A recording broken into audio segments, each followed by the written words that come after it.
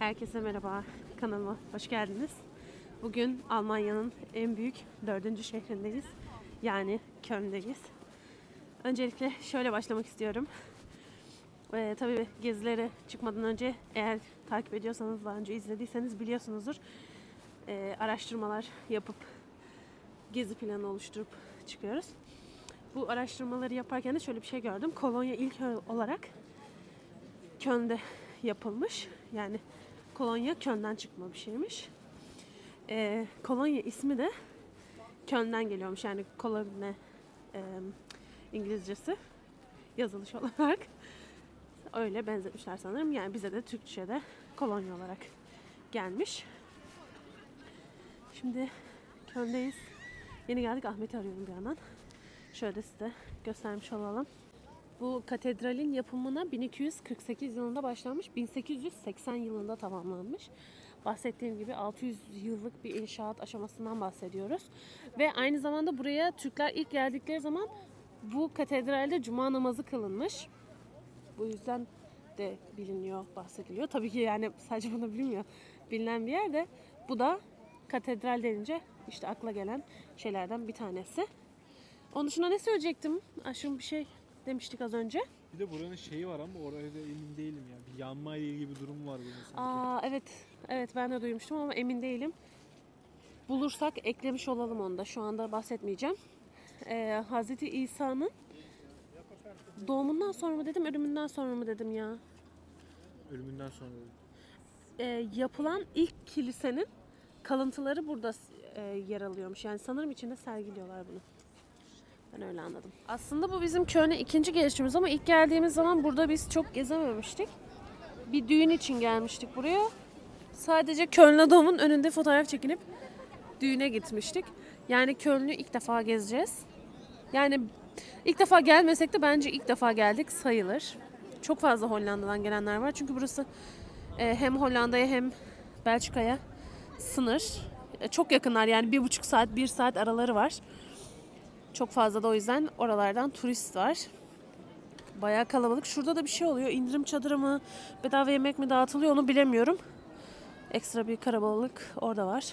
Biraz sonra bir kafede oturup bir kahve içeceğiz. Giriş kapılarında genellikle Hazreti İsa ve Hazreti Meryem'in figürleri yer alsa da bunun dışında Hristiyanlığın azizlerine ait figürler de mevcut.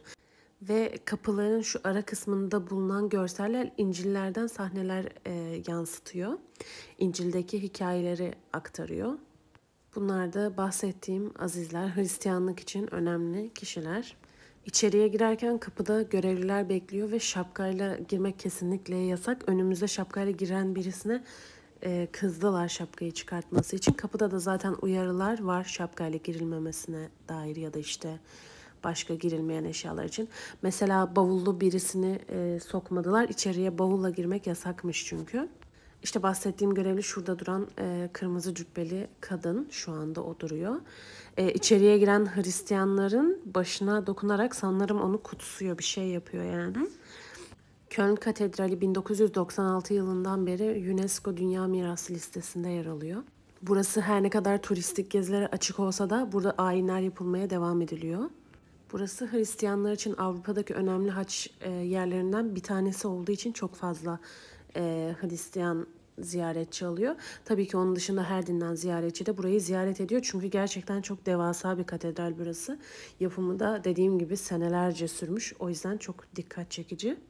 Burada yine dışarıdaki kapılarda olduğu gibi pencerelerde de İncil'den hikayeler anlatılıyor. Hepsine bir şeyler resmedilmiş. Biz gezerken göremedik, o yüzden videoda da yer almıyor ama bu kilisenin içerisinde Hristiyanlar için çok önemli olan 3 kralın emaneti diye geçiyor. Bir sanduka var. Bu sanduka aynen sandığa benziyor, altın bir sandığa benziyor. İçeride sergileniyormuş fakat o kadar video çekmeme rağmen nerede olduğunu göremedim de.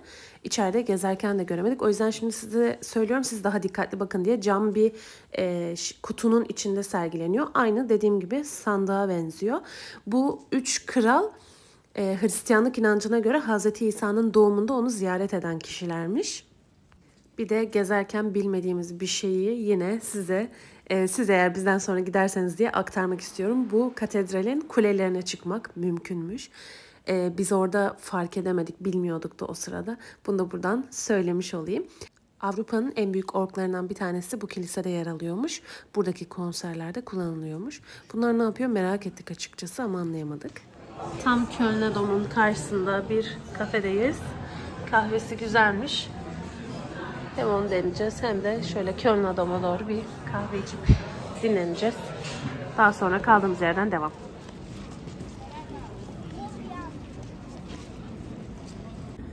Değil. Değişik kilitler var orada gördüm. Gotik mimariye sahip bu kilisenin çift kuleleri 150 metre yüksekliğinde. Bu da bu kiliseyi Avrupa'nın en yüksek kiliselerinden bir tanesi yapıyor. Hemen Kölner Dom'un yanında Altstadt. Yani aslında Kölner Dom Altstadt'ın içinde. Şu an Altstadt'ta dolaşıyoruz. Bayağı kalabalık. Evet. Bilmiyorum. Şu ana kadar gördüğümüz en kalabalık alan Altstadt bile olabilir. Baksana şekerci. Jelibon. Evet, jelibonlar falan var. Dediğin gibi cidden küçük İstiklal gibi. Altstadt mı bilmiyorum ama bir Stadt yani kalabalık. Ya ben de şey olarak emin değilim. Nasıl desem? Köln adamın Altstadt'ın içinde olduğunu biliyorum. Hı. Öyle anladım daha doğrusu. Şöyle, Altstadt'ın eski yapılanma yeri burası olmayabilir. En merkezi ana yeri değil mi? Altstadt'ta bir çevresi var, bir de böyle en içi var ya böyle eski şeylerin olduğu kiliselerin falan. Evet. Belki bu çevresinde kurulmuş caddedir burası.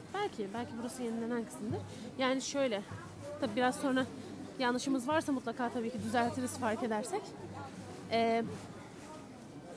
Altstadt Orta Çağ'dan kalmaymış.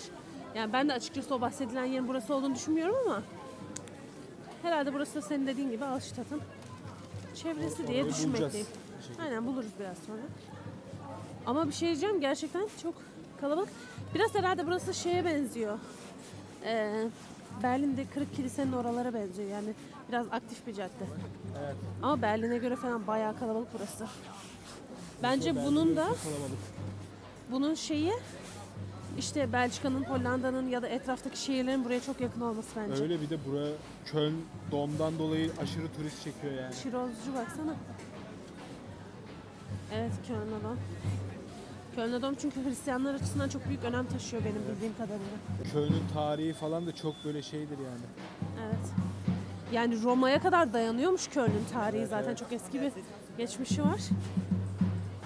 Burası Neumarkt olarak geçiyormuş ama dediğim gibi Köln Dom Altstadt'ın içerisinde, ama bu taraf yani yeni market olarak geçiyormuş. Bu taraf biraz da yeni kesmiş. Şimdi eski kesimine de gideceğiz. Bu binanın tam olarak ne olduğunu anlamadım ama camda şöyle değişik şeyler var. Şimdi gidiyoruz, bir yerde yazıyorsa size de ne olduğunu söyleyeceğim. Bir yandan da Heumarkt diye bir yere yürüyoruz. Şu anda burada bir tane yılbaşı marketi var. Bunlar hala kapatmamışlar. Yılbaşı marketinin tam ortasında 1. Wilhelm'e ait bir heykel var. Bu heykelin dikkat çekici özelliği ise Fransa'ya arkasını dönmüş olmasıymış. Peki bunun nesi dikkat çekici?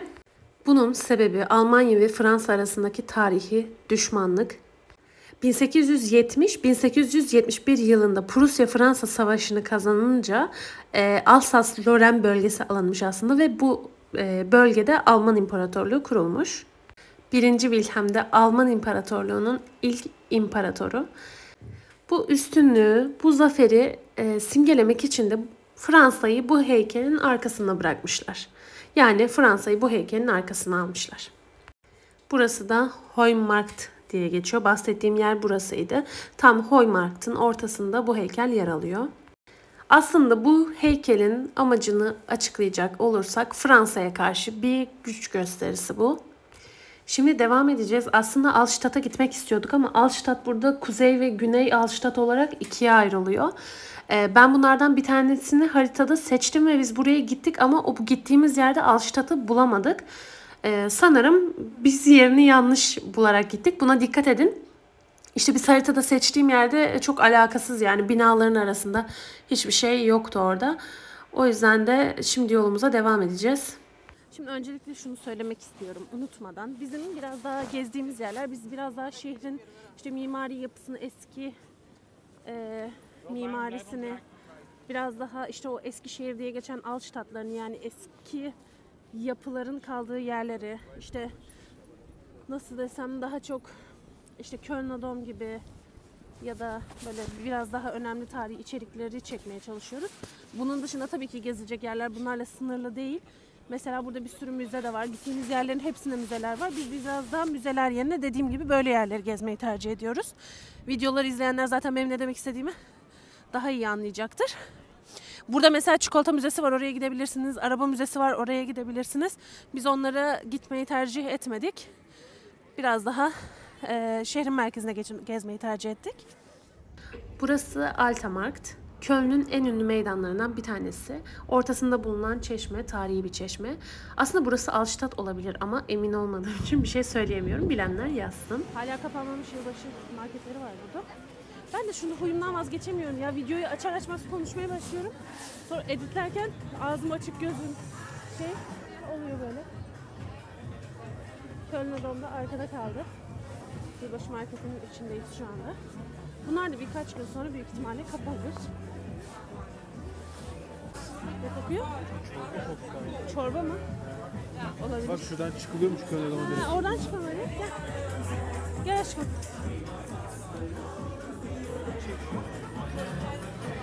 Şarap kokuyor. Çok ağır kokuyor.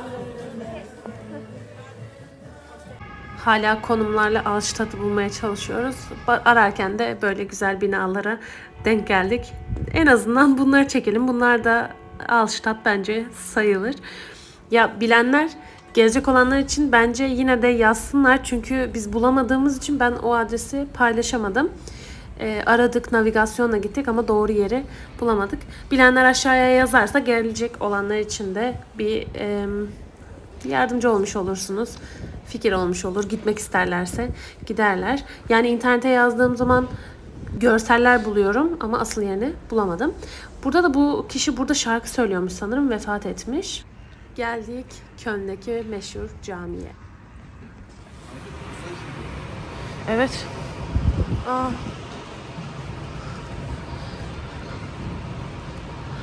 Cidden pasaj gibi. Burası sadece cami değilmiş yani. Yiyecek var. Aşkım burası helaldir de biliyor musun? Kahvaltı yapmadık ya. Bir şeyler yiyebiliriz belki. Bizim misafirler. Daha doğrusu bunlar ev sahibi, biz misafiriz. Bizi ev sahipleri karşıladı. Şansımıza cami tadilatta. Bu cami daha çok mimarisiyle dikkat çeken bir cami. Uzay üstüne benzetenler çok oluyor. Tabii caminin mimarisinden bahsedince mimarından bahsetmemek de olmaz. Burayı Paul isminde ünlü bir Alman mimar tasarlamış. Yapımına 2009 yılında başlanmış, 2017 yılında da açılmış. 1200 kişilik bir kapasitesi var caminin. Ayrıca da aşağıda az önce gördüğümüz gibi sosyal etkinlikler için de alanlar mevcut alt katta. İşte alışveriş, yiyecek gibi birçok dükkan var. İzlediğiniz için teşekkür ederim. Videoyu beğenmeyi, abone değilseniz kanala abone olmayı, mümkünse yorum yapmayı unutmayın. Kendinize iyi bakın. Hoşça kalın.